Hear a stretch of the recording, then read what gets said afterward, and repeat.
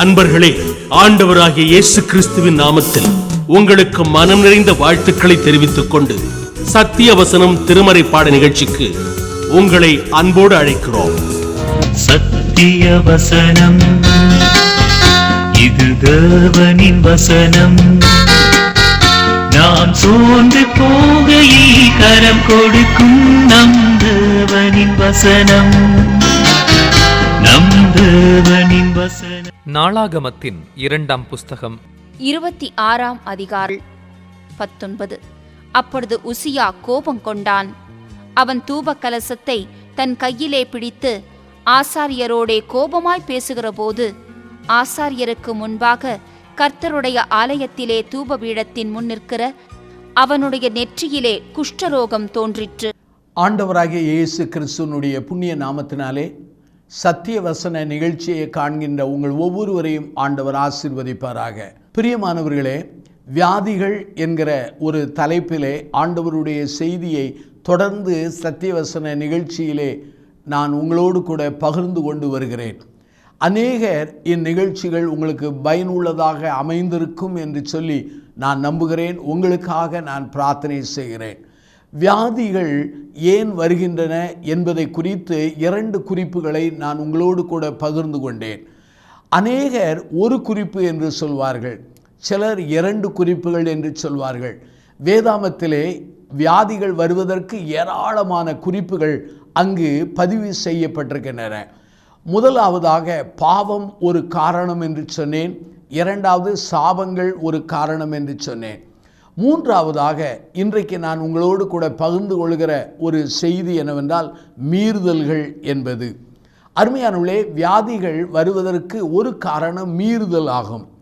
ஆகவே வியாதிகள் பயத்தை தருகிறது, பாதுகாப்பு இன்மையை தந்துவிடுகிறது, நம்முடைய வாழ்க்கையிலே நடுக்கங்களை தந்துவிடுகிறது. வியாதிகள் வருவது சில சமயங்களிலே புயல் போல வந்து புயல் போல அது போய்விடுகிறதை நாம் காண முடிகிறது. வியாதிகளினாலே மனித வாழ்வானது புகையை போல மறைந்து போகிறது, புல்லை போல உலர்ந்து விடுகிறார்கள், பூவை போல வாடி போய்விடுகிறார்கள். வியாதிகள் வருவதற்கு பல காரணங்கள் என்று சொன்னேன். அதிலே ஒன்று என்னவென்றால் மீறுதல்கள் என்பது. நம்முடைய வாழ்க்கையிலே மீறுதல்கள் என்றால் என்ன? சங்கீதத்திலே 51ஆம் சங்கீதம் 1-3 வரை நீங்கள் வாசிப்பீர்கள் என்றால், சங்கீதக்காரனாகிய தாவீது அங்கே மீறுதல் என்கிற வார்த்தையை அவர் பயன்படுத்துகிறார். ஆகவே மீறுதல் என்றால் என்ன? ஒரு சட்டம் இருக்கிறது, ஒரு கட்டளை இருக்கிறது, அதை நாம் மீறுவோமானால் அதுக்கு மீறுதல் என்று பொருள். சில சமயங்களிலே நாம் நடந்து செல்கிறோம், அப்போது ஒரு போர்டு போட்டிருப்பார்கள், இது பொதுவெளி பாதை அல்ல, தனியார் பாதை என்று சொல்வார்கள்.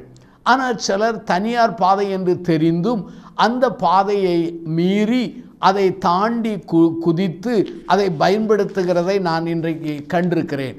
இதைத்தான் மீறுதல்கள் என்று சொல்கிறோம். நம்முடைய வாழ்க்கையிலே இயற்கை விதிகள் இருக்கிறது. அந்த இயற்கை விதியை நாம் மீறும் பொழுது அதையும் மீறுதல் என்று சொல்லலாம்.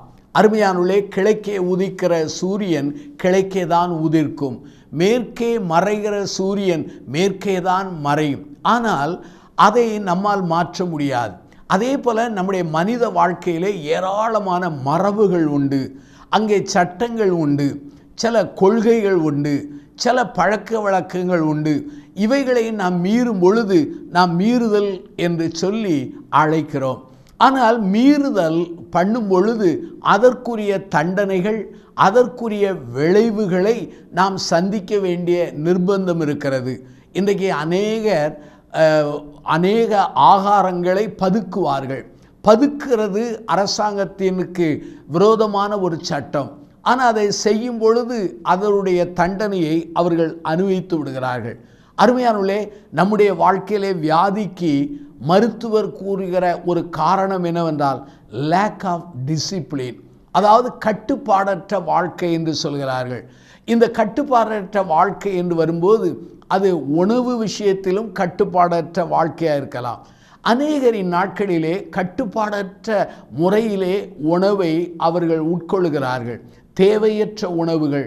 அல்லது தன்னுடைய உடலுக்கு ஏற்க தகாத அங்கே உணவுகள், அல்லது தன்னுடைய வயதுக்கு ஏற்க தகாத உணவுகளை உட்கொண்டு பலர் வியாதிகளை சம்பாதிப்பது உண்டு. ஏனென்று சொன்னால், ஒருவேளை சர்க்கரை வியாதி உள்ள ஒரு மனிதன் அதற்கு ஏற்றபடி தன் உணவு பழக்கத்தை அமைத்து கொள்ள வேண்டும். அதை மீறும் பொழுது அந்த வியாதி உச்சக்கட்டத்தில் போய் அவனுடைய சரீரத்தினுடைய பல பாகங்களை பாடாய்படுத்தி மரணத்தை சமீபித்து கொண்டு வந்து விடுகிறது. ஆகவே தான் அருமையானவர்களே, ஆகாரம் என்பது மிக முக்கியமானது. ஆகவே கட்டுப்பாடற்ற உணவு இது நம்முடைய வாழ்க்கையிலே வியாதிக்கு ஒரு காரணமாக மருத்துவர் சொல்கிறார்கள். வேதாகமத்தை வாசித்து பாருங்கள். வேதாகமும் ஒரு நல்ல ஒரு புஸ்தகமாகும். இந்த வேதாகமத்திலே தலைமைத்துவத்தை குறித்து கருத்துகள் உண்டு, லீடர்ஷிப்பை குறித்து, டைம் மேனேஜ்மெண்ட்டை குறித்து கருத்துகள் உண்டு. அதே சமயத்திலே மணியை, பணத்தை குறித்து அங்கு கருத்துகள் உண்டு. உறவுகளை எவ்வாறு கையாள வேண்டும் என்பதை குறித்த ஒரு கருத்துகள் உண்டு. நிர்வாகத்தை குறித்த கருத்துகள் உண்டு. மொத்தத்திலே இது ஒரு பெரிய ஞானத்தின் பொக்கிஷமாக காணப்படுகிறது. அங்கே நீதிமொழியின் புஸ்தகம் 23ஆம் அதிகாரம் 1-2 நீங்கள் வாசித்து பாருங்கள். நீ போஜன பிரியனாயிருந்தால் உன் தொண்டையிலே கத்தியை வை என்று சொல்லப்பட்டிருக்கிறது. அப்படியானால் போஜன பிரியம் என்கிற அந்த தன்மை நம்முடைய உடலிலே ஆயுதம் படக்கூடிய நிலைக்கு அதை வழிநடத்தும் என்பதுதான் அதனுடைய பொருளாகும். மிதமிஞ்சிய ஆகாரமானது உடலுக்கு கேடு மாத்திரமல்ல, அது உயிருக்கும் கேடாக காணப்படுகிறது. நீதிமொழியின் புஸ்தகம் 25ஆம் அதிகாரம் 16 பாருங்கள். தேனை கண்டுபிடித்தாயானால் மட்டாய் சாப்பிடு, மிதமிஞ்சி சாப்பிட்டால் அங்கே வாந்தி பண்ணுவார் என்று சொல்லி வேதவசனம் வருகிறது. அப்படியானால் நம்முடைய வாழ்க்கையிலே மிதமிஞ்சிய ஆகாரம் நமக்கு வியாதியை உண்டு பண்ணுகிற நிலையை உண்டு பண்ணுகிறது. அதுபோல கட்டுப்பாடற்ற முறையிலே நம்முடைய சரீரத்தை பயன்படுத்தினாலும் அங்கு வியாதி வருகிறது. இன்றைக்கு அநேகர் அதிகமான பணி செய்கிறார்கள். காலையிலிருந்து இரவு வரையிலும் அவர்கள் தகுதிக்கு மிஞ்சி அல்லது உடலுடைய பலத்துக்கு மிஞ்சி பணம் சம்பாதிக்க வேண்டும் என்பதற்காக இரவும் பகலும் பணி செய்கிறதை நான் கண்டிருக்கிறேன். அருமையானே, நம்முடைய உடல் தேவன் நமக்கு தந்த ஒரு ஈவாகும். ஆகவே இந்த உடலை நாம் மிகுந்த ஜாக்கிரதையாக பயன்படுத்த வேண்டும். 1 கொரிந்தியர் புஸ்தகம் 9ஆம் அதிகாரம் 27 பாருங்கள். மற்றவர்களுக்கு பிரசங்கம் பண்ணுகிற நான் தானே ஆகாதவனாய் போகாதபடிக்கு என் சரீரத்தை ஒடுக்கி கீழ்ப்படுத்துகிறேன். பவுல் தன்னுடைய சரீரத்தை எவ்வளவு தூரம் கட்டுப்பாடோடு நடத்தி இருக்கிறார் என்பதை நாம் புரிந்து கொள்ள முடிகிறது. தூங்க வேண்டிய நேரத்திலே நாம் தூங்க வேண்டும். அதே சமயத்திலே பணி செய்ய வேண்டிய நேரத்திலே பணி செய்ய வேண்டும். ஆண்டவராய் கர்த்தரும் கூட 6 நாட்கள் வேலை செய்ய சொன்னார், ஒரு நாளை ஓய்வு நாளாக தந்தார். ஆகவே இன்றைக்கு நம்முடைய வியாதிகளுக்கு பல காரணங்களிலே ஒரு காரணம் என்ன என்று சொன்னால், அதாவது கட்டுப்பாடற்ற வாழ்க்கை அல்லது கட்டுப்பாடு இல்லாத ஆகார நிலைமை என்று சொல்லலாம். 1 கொரிந்தியர் 3ஆம் அதிகாரம் 16-17 சொல்லும் பொழுது, நீங்கள் தேவனுடைய ஆலயமாயிருக்கிறீர்கள் என்றும் தேவனுடைய ஆவி உங்களில் வாசமாயிருக்கிறார் என்றும் அறியாது இருக்கிறீர்களா? ஒருவன் தேவனுடைய ஆலயத்தை கெடுத்தால் அவனை தேவன் கெடுப்பார். தேவனுடைய ஆலயமானது பரிசுத்தமாய் இருக்கிறது, நீங்களே தேவனுடைய ஆலயம். அப்படியானால் நம்முடைய சரீரமானது தேவன் தந்த ஈவு, நம்முடைய சரீரமானது தேவன் வாசம் பண்ணுகிற ஆலயம், நம்முடைய சரீரமானது தேவன் பயன்படுத்துகிற ஒரு கருவி அல்லது அந்த அவயங்களாக இருக்கிறது. நம்முடைய சரீரத்திலே அங்கே பாவம் செய்வதற்குரிய பரீட்சிக்கிற இடமாக அது காணப்படுகிறது. நம்முடைய வாழ்க்கையிலே ஆலயமாகிய சரீரத்தை எவ்வளவு பாதுகாக்க வேண்டும்? கட்டுப்பாடற்ற உணவு வியாதியை உண்டு பண்ணும். கட்டுப்பாடற்ற நம்முடைய மனித வாழ்க்கையும் வியாதியை உண்டு பண்ணும். ஆகவே தான் ஓய்வற்ற பணி வியாதியை உண்டு பண்ணும். அதே சமயத்தில் நம்முடைய வாழ்க்கையிலே தவறான ஓய்வுகளும் மெதுமிஞ்சிய ஓய்வுகளும் நம்முடைய வாழ்க்கையிலே சோம்பேறித்தனத்தை உண்டு பண்ணி விடுகிறது. ஆகவே தான் அருமையானவர்களே, இந்த நாட்களிலே மீறுதல்கள் தான் வியாதிக்கு காரணம் என்று சொன்னேன்.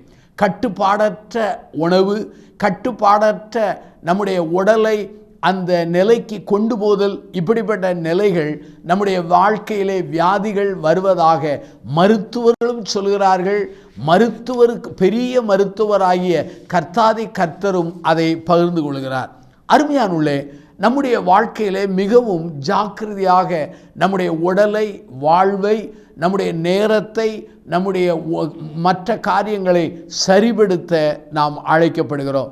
இன்றைக்கு இந்த வியாதிக்கு காரணம் மீறுதல் என்பதற்கு வேதாமத்திலிருந்து ஒரு பகுதியை நான் சொல்ல விரும்புகிறேன். 2 நாளாம் புஸ்தகம் 26ஆம் அதிகாரம் 1 - 23 வாக்கியங்களை நீங்கள் வாசித்து பாருங்கள். அதிலே 19வது வாக்கியத்திலே உசியா என்கிற ஒரு ராஜாவுக்கு குஷ்டரோகம் வந்ததை நாம் காண முடிகிறது.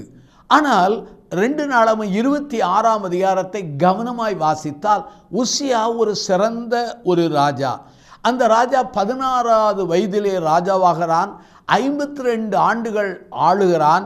68வது வயதிலே இறந்து போகிறான். இந்த ராஜாவினுடைய ஆரம்பம் நல்ல ஆரம்பம், முடிவு மோசமான ஒரு முடிவாகும். இந்த ராஜா எதை செய்தாலும் அவனுக்கு காரிய சித்தி வந்தது. ஏனென்றால் அவன் தேவனுக்கு பயந்திருந்தான், தேவனை தேடியிருந்தான், தேவனுடைய ஊழியர்களை கனம் பண்ணி இருந்தான்.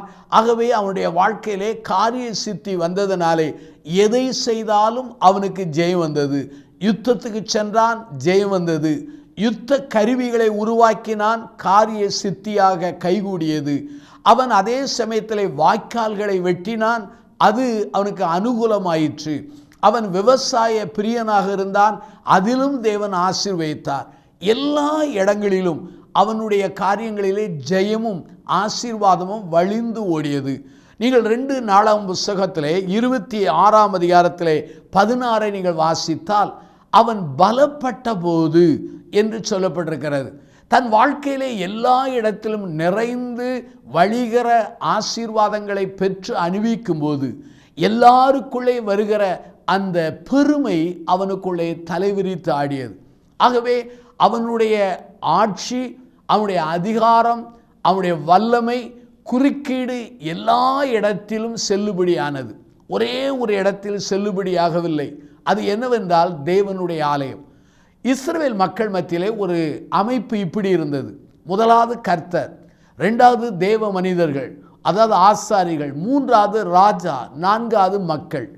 ஆனால் இன்றைய நாட்களிலே எல்லாமே மாறிவிட்டது.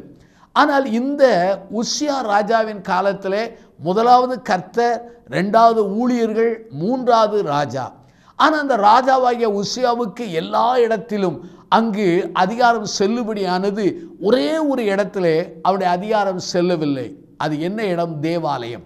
பெருமை கொண்டான். தன்னுடைய வாழ்க்கையிலே தனக்கு கொடுக்கப்பட்டிருக்கிற அந்த நேமங்கள், கட்டளைகளை மீறினான். ஏனென்றால் தேவாலயத்திலே அங்கு ஆசாரியர்கள் தான் தூபம் காட்ட வேண்டும். தேவாலயத்திலே தேவனுடைய மனிதர்கள் தான் பணிவிடை செய்ய வேண்டும். எல்லாரும் செய்ய முடியாது. ராஜா செய்ய வேண்டிய பணியை ராஜா செய்ய வேண்டும், ஆசாரியன் செய்ய வேண்டிய பணியை ஆசாரியன் செய்ய வேண்டும். ஆனால் நடந்தது என்ன? இந்த மனிதன் ஆசாரிய பணியிலே தன்னுடைய தலையீடை அவன் கொடுக்க ஆரம்பித்தான், அல்லது தன் தலையீடை அவன் செய்ய ஆரம்பித்தான். முடிவு என்ன? அங்குள்ள ஆசாரியர்கள் மத்தியிலே சென்றான், தேவாலயத்திலே சென்றான், கையிலே தூப கலசங்களை எடுத்துக்கொண்டான், ஆண்டவருக்கு தூபம் காட்டத் தொடங்கினான். இப்போது உங்களுக்கு ஒரு கேள்வி வருகிறது, ஆண்டவருக்கு தூபம் காட்டுகிறது என்னையா தவறு? ஆண்டவருக்கு தூபம் காட்டுகிறதிலே என்ன பிழை என்று கேட்கலாம். பழைய காலங்களிலே ஆண்டவருக்கென்று செய்ய வேண்டியதை ஆண்டவருடைய மனிதர்கள் செய்ய வேண்டும், ராஜா செய்ய வேண்டியதை ராஜாக்கள் செய்ய வேண்டும். ஆனால் புதிய ஏற்பாட்டில் அப்படி அல்ல. விசுவாசிகள் அத்தனை பேரும் தேவனுடைய ஊழியர்களாக, ஆசாரிகளாக, ராஜாக்களாக இருக்கிறார்கள். ஆனால் பழைய ஏற்பாட்டில் அப்படி அல்ல. என்ன நடந்தது என்றால், தனக்கு கொடுக்கப்பட்ட மரபை அல்லது கட்டளையை மீறினான். ஆகவே இந்த கட்டளை அவன் மீறாமல் இருந்தால் அவனுக்கு ஒரு நாள் குஷ்டரோகம் வந்திருக்காது. ஆனால் என்ன நடந்தது? ஆசாரிகள் சொல்கிறார்கள், ராஜாவே இது உமக்கு நல்லதல்ல, இது உமக்கு மேன்மையாக முடியாது இருக்கும் என்று சொல்லி, இது உமக்கு மேன்மையாக முடியாதிருக்கும் என்று சொல்லி அவர்கள் எவ்வளவோ தடுத்தார்கள். ஆனால் அவன் கேட்கவில்லை. பெருமை அவன் வாழ்க்கையிலே தலைகணத்தை கொடுத்தது. தலைகணமானது பிடிவாதத்தை கொடுத்தது.